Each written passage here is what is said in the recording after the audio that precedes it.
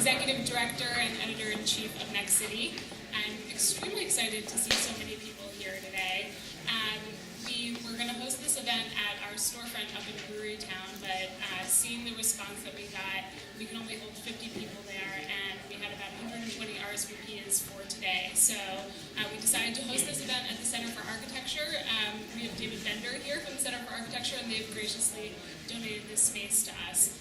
I thought I would just take a moment to tell you a little about Next City as an organization and what sort of generated this idea for this event.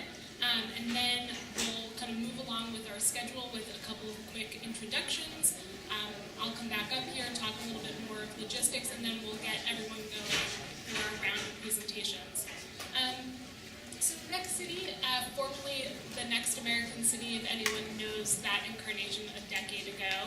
We were founded as the Next American City as a nonprofit publication looking at cities and suburbs across the United States.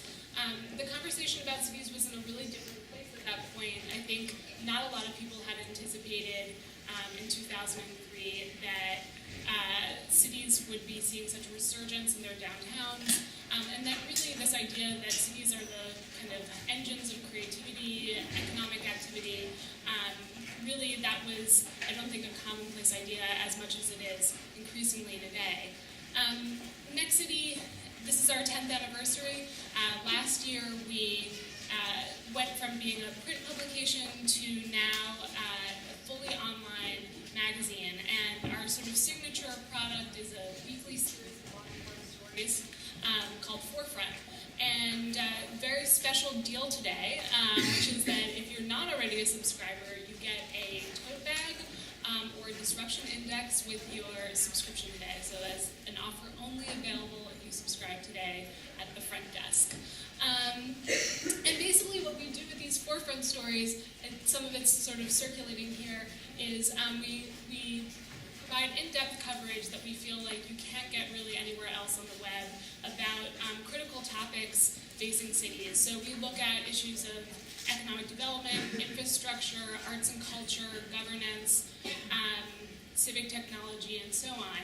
And one of the pieces that we decided to run was a piece called Detours. And actually, I don't think the writer is here today, but he was one of our fellows, our journalism fellows here in Philadelphia, who are covering topics here in Philadelphia and ways that they relate to other cities. And so that piece that's called Detours looks at a couple of different commercial corridors in Philadelphia and how some of their successes could be replicated in other cities and how some of their challenges are similar to other cities. And we saw that this particular piece had a really good audience. A lot of people were reading it. It got picked up a little bit faster than some of our other Forefront stories. And we decided that it would be really great to use this as an opportunity to kind of extend this dialogue. And so we decided to have this event called Crafting Corridors and really ask people from around the country to tell us about the work that they're doing, because we were only able to cover a couple of initiatives in that piece, and this is sort of part of the work that we do, both in terms of connecting people to each other across cities, but also some of our research. So I'm personally really excited to hear from a lot of you. A lot of you I've never met before or really heard of your work, and we were really impressed by the submissions. This wasn't like everyone who submitted got in. It was a pretty selective process, and we have a really fantastic lineup here today. So I'll talk a little bit more about the lineup afterwards. We were having a little bit of technical difficulties, so some of my thank you slides are not here, but I do want to quickly take a moment to thank our sponsor, which is LISC. And we're lucky to have Andrew Frishkoff here, who's the director of LISC here in Philadelphia. We've already started to partner with LISC a little bit more on some of the content that some of our content and some of the work that they're doing in cities around the country. So Andy's going to talk a little bit more about that, and followed by Inga Safran. So thank you, Andy.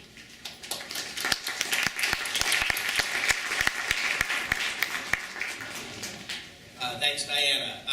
Welcome to Philadelphia for those of you who are from out of town. Thanks for coming downtown on Saturday for everybody, both local and from afar. I want to just make the one sort of prefatory comment on behalf of the City of Philadelphia, which is that I hope after we go through this journey together today and have a good time to talk at the reception, that you will then proceed to one of our neighborhood commercial corridors for dining. And I just want to promote and give you a little bit of geographic awareness. So immediately to our east is Chinatown, just really a hop, skip, and a jump. Just further east than that is Old City, especially the 2nd Street corridor. I want to give a shout out to Old City, having just been named one of the top 10 creative placemaking places in the country. And then going farther up north on 2nd Street, you have Northern Liberties. We'll be hearing from Sam Sherman and the story from East Passing today, slightly farther afield. Sam, I'm sure, will give you good directions in his talk about the best way to get from here to there. It's not that far. And then we have Rittenhouse Square and Walnut Street and a number of smaller nodes in between. But I hope that you'll have a chance to get to know Philadelphia better and really have a chance to taste the offerings as well as see and hear today. As far as LISC goes, we're the Local Initiative Support Corporation. We're a national nonprofit organization in our 32nd year. We've been in Philadelphia for 31 of those years. We're dedicated to helping to support community development efforts to make struggling neighborhoods safe, happy, positive places for residents, places where people can live, work, recreate together. And we've been doing that with a number of partners throughout the years. We've done a lot of work in affordable housing, a lot of work in commercial corridors. Our current approach is, I would say, more holistic, where we try to work with many stakeholders in communities to improve housing, to improve commercial corridors, to work to support increases in household income through training and workforce and financial counseling, to improve educational opportunities for residents, and to make communities healthier places for people to live. Our commercial corridor work has been something that we've been focused on for about 11 years through our Philadelphia Commercial Corridor Revitalization Program. And we've been working hand in hand in that time with the city's Commerce Department in particular through their Restore Philadelphia Corridors initiative.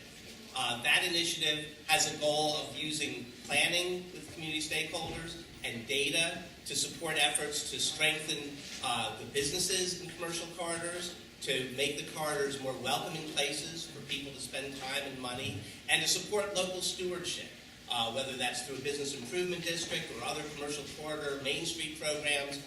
And so LISC and the city have been working hand in hand to try to support neighborhood corridors, particularly those that don't have some of the economic advantages of a higher income population. And we're glad to say that we've been able to have a positive impact in some of the corridors you'll be hearing from today, as well as other corridors throughout the city. We continue to make commercial corridors one of our key local priorities, and we're pleased to be able to sponsor this event, and we want to thank Next City for helping to promote the work of commercial corridors both locally and nationally, and bringing people together to share best practices. We have some materials on the table. We're looking at both storytelling opportunities to improve the physical qualities of commercial corridors, but also to look at how do you measure outcomes, economic and otherwise. And I just want to say that one of the things that we've learned through our commercial corridor work is that corridors continue to be a place that people pass through neighborhoods. And corridors continue to be places that sometimes divide neighborhoods. But it's best when corridors are places that bring people together, people from diverse backgrounds, diverse economic situations, and where people can learn and experience from one another and have new opportunities, whether it's food, goods, or services that they might not otherwise have otherwise. So we're very excited at the innovation that everybody will be sharing today. I do want to make a segue because Inga Saffron, who will be making the opening remarks, is a local legend. She's the architecture critic for the Philadelphia Inquirer. I would say that she is a provocateur in all the positive senses of that word, and is really devoted and passionate to the importance of design of public space, of built spaces, and she's been an important part of the discourse here in Philadelphia. But she also wrote something on the national stage this week, the New Republic, that I think is very important for the work here today. Because it's looking at gentrification, looking at a particular neighborhood as an example here in Philadelphia. But this issue of when you have gentrification, how do you try to maintain that mix of people? The people who were there before, people who are coming in now, people who are young, people who are old. And I think for our commercial corridors, one of the answers to that question is, what do we do with our neighborhood corridors? What do we do that allows for diversity, allows for growth, allows for new ideas and new stores and new people to come in, but also preserves a link to the past and makes commercial corridors welcoming places for everybody. So with that, I want to thank you all. I look forward to an exciting afternoon, and I want to welcome Inga Saffron.